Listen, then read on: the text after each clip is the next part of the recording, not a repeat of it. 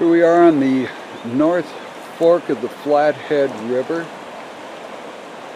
What's right across the river is Glacier National Park. We're not in the park, we're just outside the park on the south end. This river comes out of Canada. And it's a beautiful place even in the rain.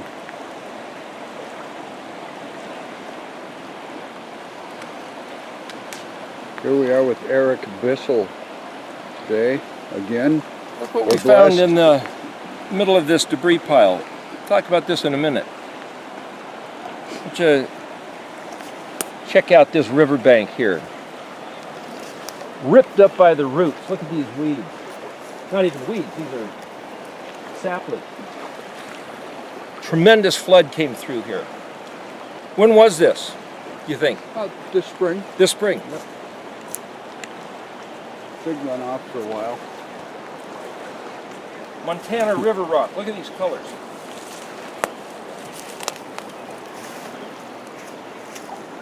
It's nice blue, red, gray, brown. You got to pay big money for this down in Portland. They ship it in. Oh, there's a very interesting one. Wow.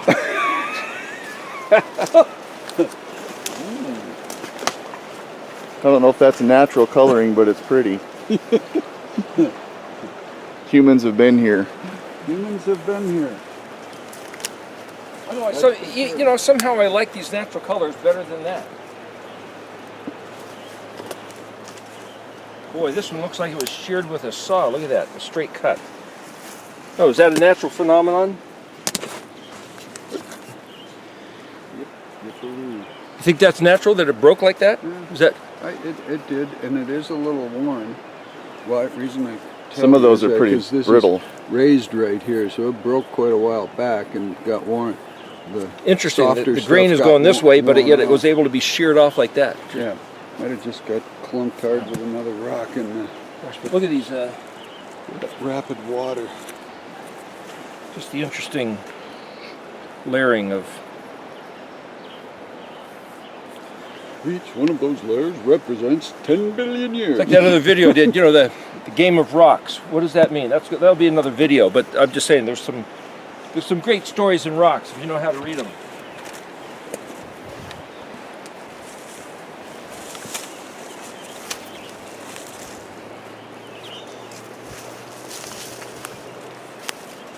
You know, take a look at these here.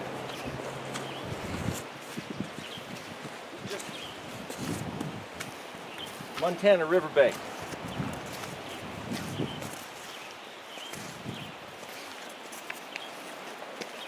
And you get the kind of the vertical. A lot of people have never seen this stuff. This is pretty nice. So easily taken for granted when you live here. Well, let's go back to the campsite here and That's striation. kind of bipolar. Right through the middle. Different. All the red, and then a green, and then a red-green. Red-green? Got any duct tape? And duct tape. So anyway, the concept of this piece of driftwood, this is astounding. Can you catch that? Can you see on the camera there? Yeah, There's these little smooth, rounded, what do you suppose made that? I'll tell you exactly. 'Cause I'd have to say There's a rock. That's a root. This is a root growing around the rocks. Yes, sir. Took it a long, hard time to do that. This is where it broke off. So some tree, I'm going to guess this is at least 10 or 15 years old, grown off of a tree. The root was running down, weaving around all the obstacles, put out this little tendril and that one. This is the end. This is worn. Looking for water.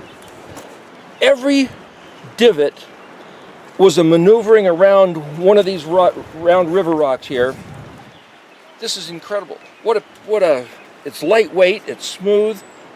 Every stone of obstacle in its path gave it this character. Notice that gimbal shape? As the root was gimmeling, there's the, you could look at it this way, as the lomage shape.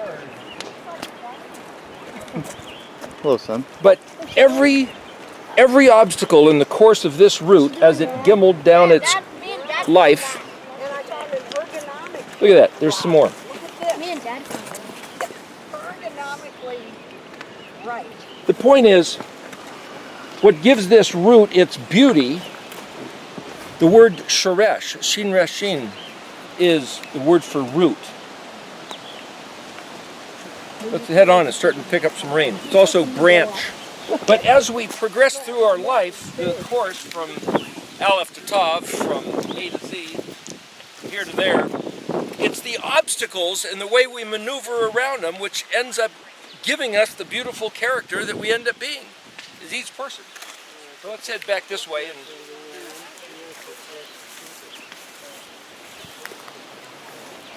So we're going to talk about I got to grab my books here. We're going to talk about the verse in 1 Samuel chapter 30 at the end of the chapter. The previous video was about Ziklag, David's city, and that he recovered so much loot from conquering the Amalekites who had sacked Ziklag that he distributed the repillaged wealth that he got from Amalek and gave it to like a dozen other cities, and we went through the names of those cities.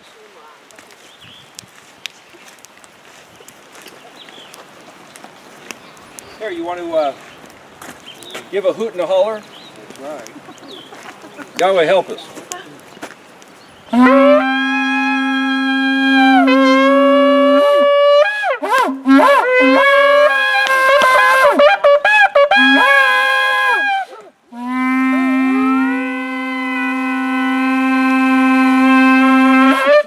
Beautiful.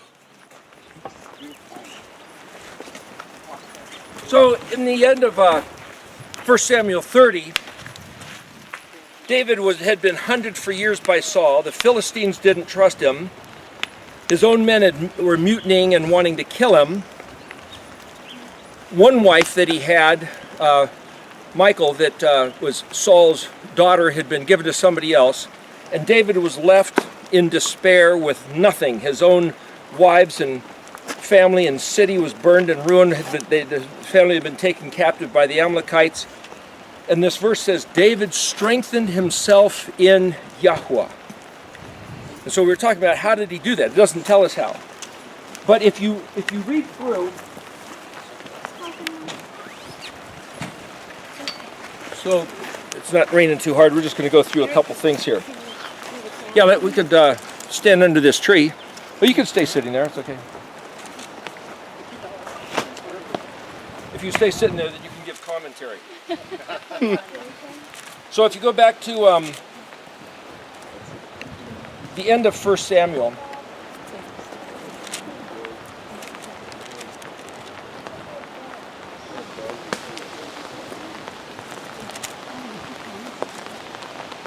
well, what he did was that it happened that when David and his men arrived in Ziklag on the third day, that the Amalekite had spread out to the south end of Ziklag. They had attacked Ziklag, burned it with fire, captured the women, and then when it, jump ahead a few verses, verse 6 of 1 Samuel 30, I have to stand close, otherwise we're not going to get, the wind is going to be, in fact, why don't you stand here by the tree to keep the wind from... So, the first thing David did was drew strength from Yahweh's Elohim. So I'm gonna read this as if it's following the Mishkan pattern. So the Mishkan pattern is you've got the big white fence, then you've got the barbecue grill, which is the altar of sacrifice, and then you've got the bronze laver, and then there's the covered place, and you've got the menorah, table of showbread, altar of incense, and then in the most set apart place you've got the Ark of the Covenant. So the big white fence, the first part of the Mishkan pattern, actually you start off outside the fence, which is to say a place of trouble. David was in the midst, overwhelmed by trouble, difficult circumstances that he saw no way out. And the first thing he did was turn to draw strength from Yahweh. That's like turning to the big white fence, which is, you might say, the castle with Yod He Vav He written on it, the imperial colors, red, blue, purple, red, and white. 4 colors of the embroidery is like Yahweh's name. Blue for the Yod, purple for the He, red for the Vav, white for the second Hey. And I say that, it's just artistic license, poetic license to say blue, purple, red, and with white linen. Why is it always the same colors? Well, Yod He Vav He, there's 4 letters. What does the Yod mean? The hand that works, the hand that builds and constructs. Why is the sky blue? Why is the Zitziot blue? Why is sapphire the color of the pavework in front of the throne that he saw? Well, blue speaks of the authority of the Creator. Well, so if we equate the blue to the Yod, and if Yod is the hand of the Creator, you could say, well, blue speaks of the authority of the fact that he made this place, and that's what the letter Yod means. Hey, the second letter, is an expression. Well, the expression of the Creator is his royal decrees. Well, that would be purple. That would be the Torah. So if the Hey is the expression of the Yod, Hey is the feminine suffix of what comes before. Yod is a prefix that means he will, so it's this kind of a third-person reference, but it's this powerful action of expression in the creation and the Torah explaining how he created it. The Vav, the third letter, is the 6th letter in the sequence of the alphabet, which is the masculine suffix, meaning he or it.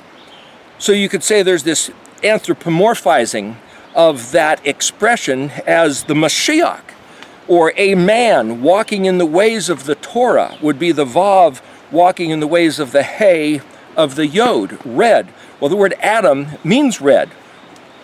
Dalet Mem is blood. Aleph Dalet is vapor. So like breath is a vapor. So you could say man, who's a composition of breath and blood, and life is in the blood, and life is sustained with breathing. And so there's something in the spelling of these Hebrew words. And so to recognize that the Mashiach is one who is the embodiment of the Torah, the Hey of the Yod of the Creator, and that Mashiach is the archetypal potential of what we are all supposed to be. So even Yeshua, when he was walking on the earth, he said, follow me. He says, I am worshiping my Elohim and your Elohim, my Father, your Father. So he was showing us how to conduct our steps along this path.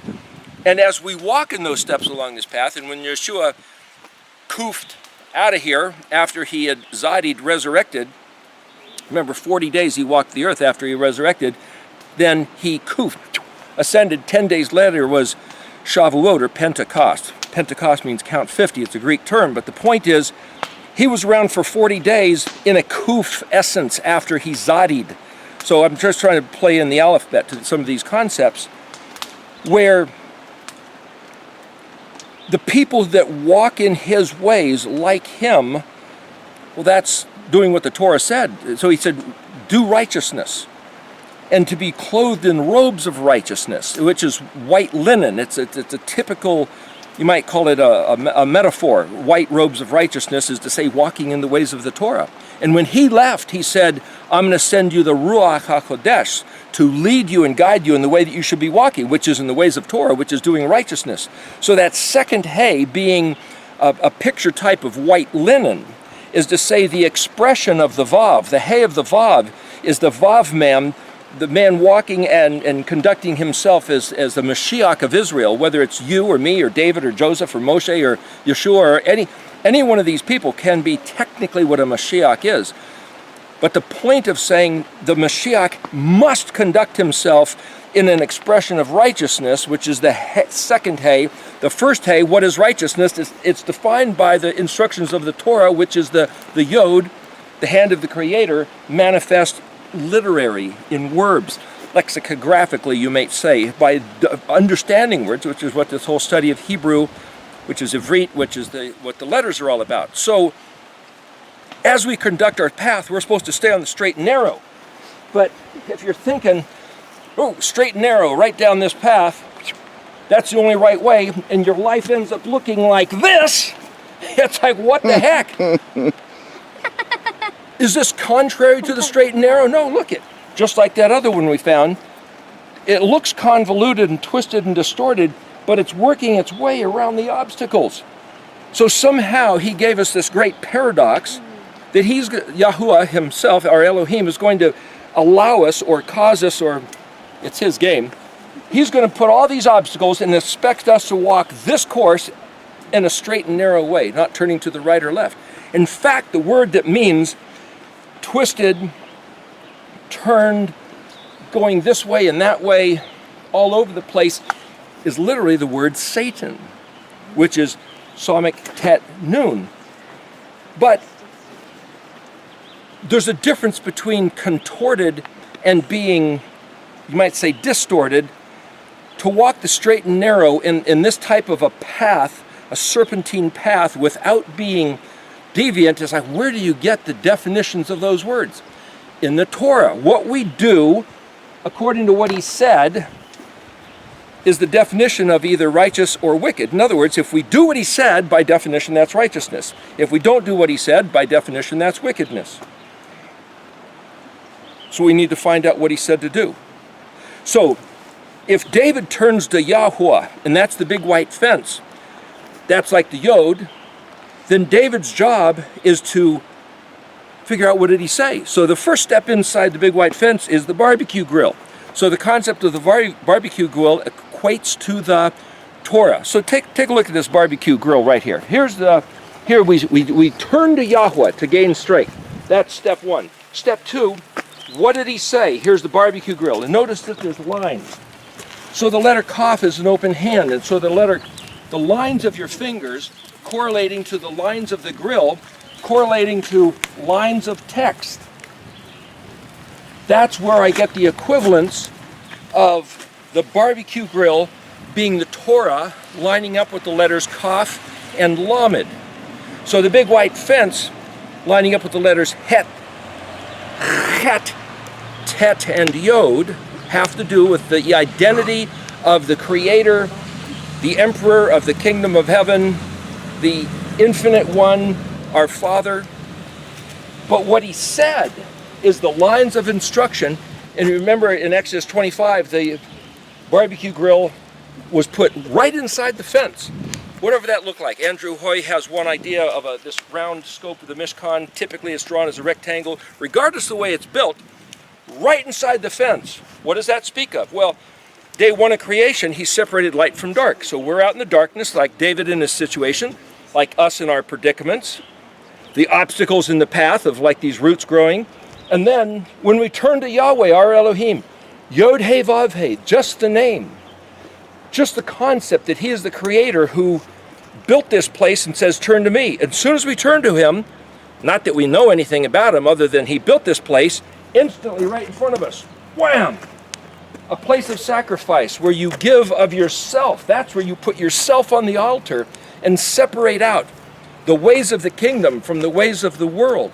Your own wants and desires, as corrupt as they might be, that got you into the trouble perhaps to begin with, you yield them up and you put yourself as the living sacrifice on the altar of his gridiron, you might say, of the words of the Torah.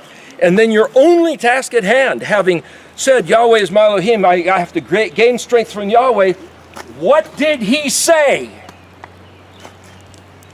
That's the only issue. Now out here you might have heard, what did people say he said? What are the doctrines? What are the teachings? What is history? How did it get convoluted into papal Christianity, rabbinical Judaism, Mohammedan, Islamic, Buddhist, Hindu, Aztec, Mayan, Oriental, Occidental? It's like it doesn't matter what is going on out here. The matter is, what did YHUH say in these words, and everything else gets burned up. You strengthen yourself by turning to Yahweh, and what did he say? Now the next matter, can I see that umbrella for a minute? There was a laver half the distance between the covered place and the barbecue grill. And this laver was made out of the bronze mirrors of the women. So however they got the water in there, that's a different story. Either they filled it up and then dipped out of it, or whether it was built on top of a spring. I've heard different stories. But the point is, what about the bronze laver? Well, if Het, Tet, and Yod is the big white fence, or as Andrew Hoy thought, maybe it's the whole fence was blue, purple, red, and white. Nevertheless, Kaf Lamed, Mem Nun. Mem is water, Nun is what comes out of the water. Mirrors. You look at yourself and you reflect, you ponder, you take it internal. Mem has to do with being pregnant. It's a womb. It's not just water. It's internalizing the seed of the Word. Yeshua told us that the Word of Elohim is the seed which brings forth life. The letter Nun is a seed that sprouted. So to take his word into our heart and ponder and nurture, like incubating, like gestating, like dealing with it. What does this mean? Am I going to cop an attitude? Am I going to do what he said? Am I going to grumble? Am I going to complain? Am I going to be thrilled? Am I going to be zealous? Am I going to say, look, I don't have time. I'll look at it later. It's taking it to heart. So David turned to Yahweh, and the first thing he did, if you read the story, is he called for the priest. Now the priest had on this, what's called an ephod, or the 12 stones in the breastplate, and he said, let's consult that. It's like, that almost looks like kind of a Ouija board thing, which is a type of sorcery, a type of witchcraft. Yahweh, as we said earlier, never do that. What did he do by consulting those stones? There's a whole other study, which we might get into here briefly. But the point is, David consulted. What did Yahweh have to say? He called the priest, the Cohen. The Cohen is the one who says, this is what Yahweh said, and this is what it means. And then David took the matter to heart, and he trusted in the word that Yahweh said to do. Here you go. The next matter, if you look at the Mishkan pattern, is that there's this covered tent. And inside the covered tent, there was a menorah, and then a table of showbread, and then an altar of incense. And then on the other side of that was the Ark of the Covenant. What's the menorah? A menorah is a picture of like a tree. It's a candlestick, candelabra. It bears fruit. It's then, as soon as David got the word, he took it to heart, he strengthened himself, and he says, let's go for it. So he gathered the men. He had 600, but 200 of them were tired or disheartened, and they had to stay behind. He said, look, you watch the luggage. He took 400 guys, and he went hightailing it after. He didn't know who. How big was the army? He didn't know, but he took off after him. So the picture of the menorah is to say, stand and do what he said. Turn to Yahweh. What did he say? Take it to heart. Engage in the action. So it lines up with the moed of Yom Teruah. So you could say, well, these are just two different types of horns. But there's something about these which are actually battle instruments, implements of war. There's a verse where he says, when you are doing the stuff that he said to do, keeping the Shabbat, reading his word, taking the matters to heart, contemplating his name, learning his language, blow the shofar.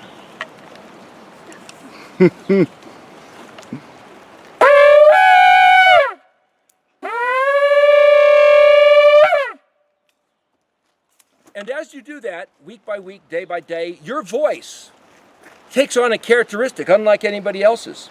And then it says, on the day of your trouble, when your enemies besiege you, you blow that shofar again, and it will be a voice of remembrance before Yahweh's face. And you, I know that voice, and he'll be right there to help us.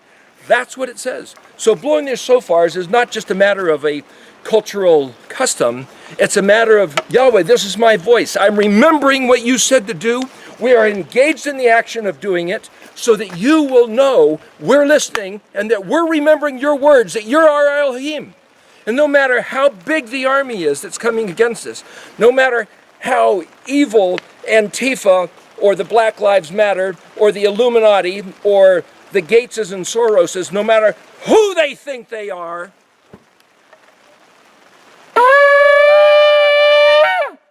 Yahweh, we're keeping your Moedim, your Yom HaShabbat. Yahweh Eloheinu, you are our Elohim, and in you we trust. Amen. And that's the end of that matter.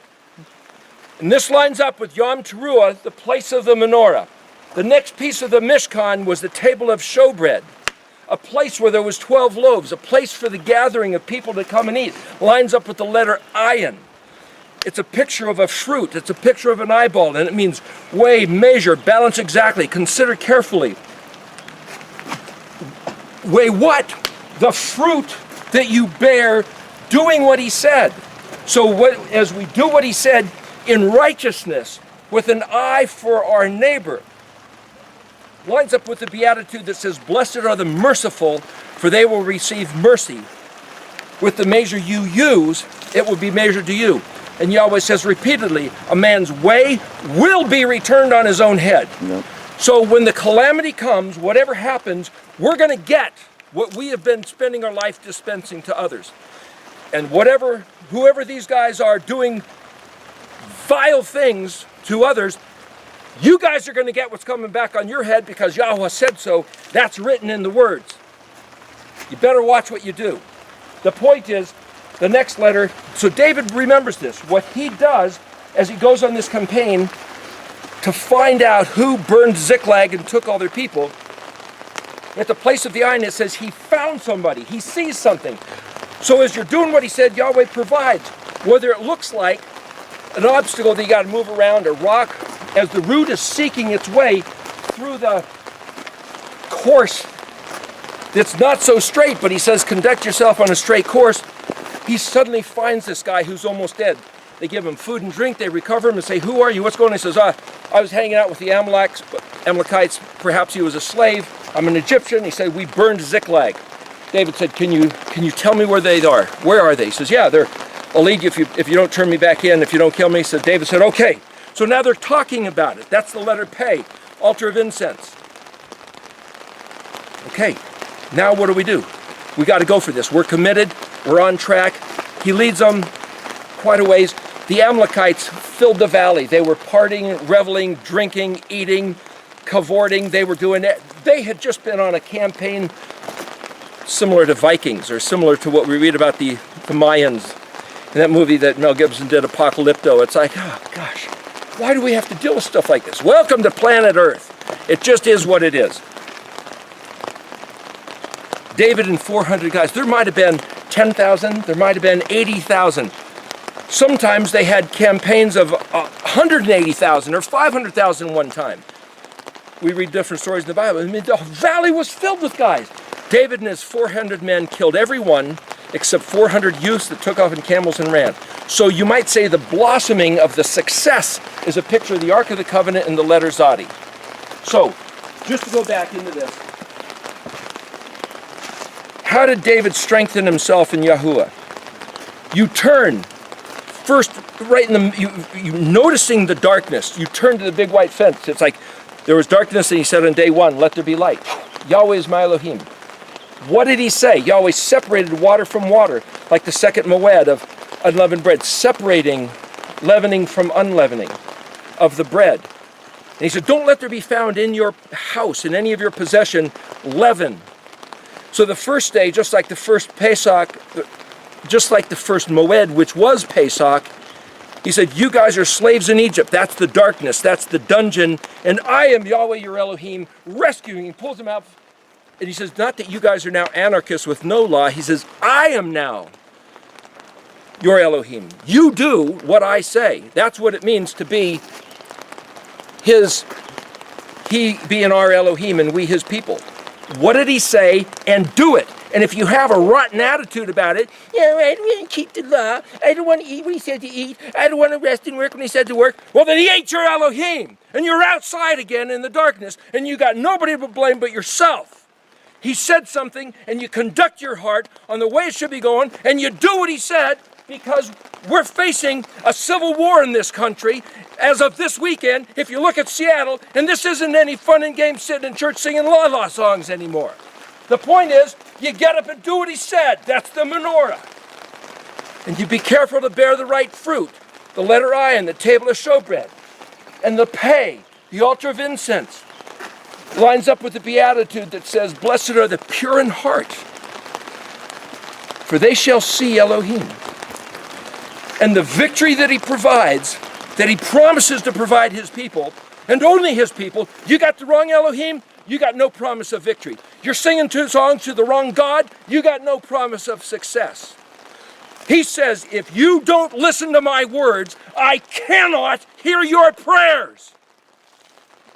Pray all you want. Do the rosary all you want. Drink all the holy water you want. He cannot hear your prayers according to his word.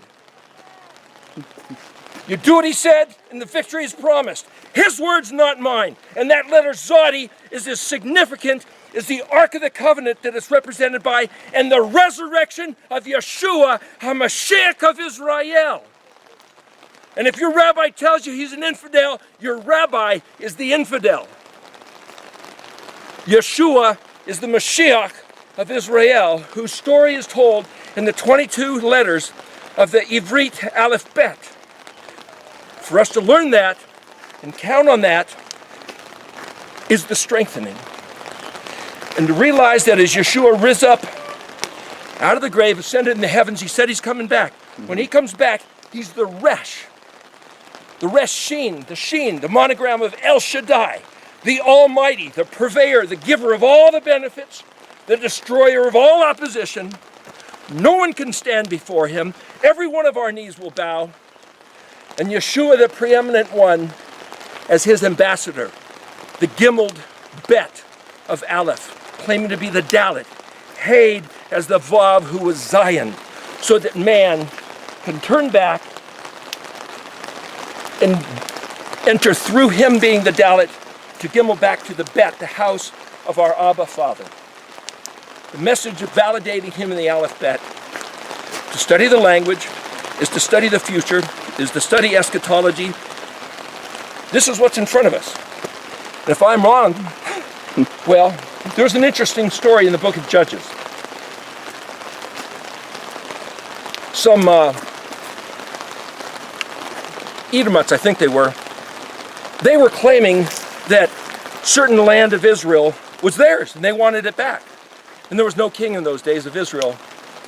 And the Israelites were saying, oh gosh, what do we do? These guys just kept beating us up. And so they said to this one guy, hey, will you be our king? Will you be our leader? And he says, okay, if I'm going to be your, they hated the guy, but he says, if I'm going to be your king, then you got to do what I say. But this is what he said to the enemy. He said, listen, our Elohim, YHUH, gave our ancestors this land. So it's ours. So we're taking it. 300 years ago, our forefathers came in and our Elohim gave us this land. Now you guys are claiming that your God has given you this land. Well, if that's so, you can have whatever your God gives you. But our Elohim gave us this, so you have your portion and we'll have our portion. And if the two is in a conflict, let Yahweh, our Elohim, determine who's right and who's victorious and who will prevail. So the matter here is to say, if YHUH is the only Elohim, then his words are the only words, and his Zadi is the only sprout of resurrection. And his Mashiach is the only Mashiach, and it has to fit these 22 letters. So the reason for studying the 22 letters is to know the identity, the intent, the words, the instructions of our Elohim. And any other story that contradicts the Moed, Passover, unleavened bread, Shavuot, Yom Teruah, Day of Trumpets, Yom Kippur, Day of Atonement, Sukkot, the Day of Tabernacling Together, and Shemini Atzeret. If it doesn't line up according to that pattern, if it doesn't line up with the Torah and the testimony, there's no light. And you got the wrong God. You got the wrong Messiah. You've got the wrong hope. You've got the wrong promise, and it ain't a promise at all. So, here we stand. Yahweh is our Elohim. Read his words, understand what he said, and do it with an eye for your neighbor and a mouth of continual engagement with him. The altar of incense was a symbolic of the prayers of the saints, not the saints, it's the Kodashim. The Kodashim Elyonin, as it says in Daniel 7, which is those who are betrothed and set apart unto YHUH as his sacred, sanctified. Yahweh says, you alone have I declared myself, Israel, and those who are his people are the apple of his eye, are the twinkle of his eye, or what's called in Hebrew the little man of the eye. And he says, whoever touches you is jamming his own finger into his own eye. We are so much the pupil of Yahweh's eye, we must know that, count on that, stand in that, and find our shalom, our comfort, and our destiny in that. Therefore, when he says 1,000 will fall on this side and 10,000 to that, but it won't come nigh you, I have to choose to believe that reality and stand on that, no matter what these guys are doing in these different cities or even these different countries, and certainly other countries have encountered what America is just beginning to taste. Not diminishing anything, but Hodu la'Yuah tov, ki le'olam chazdo.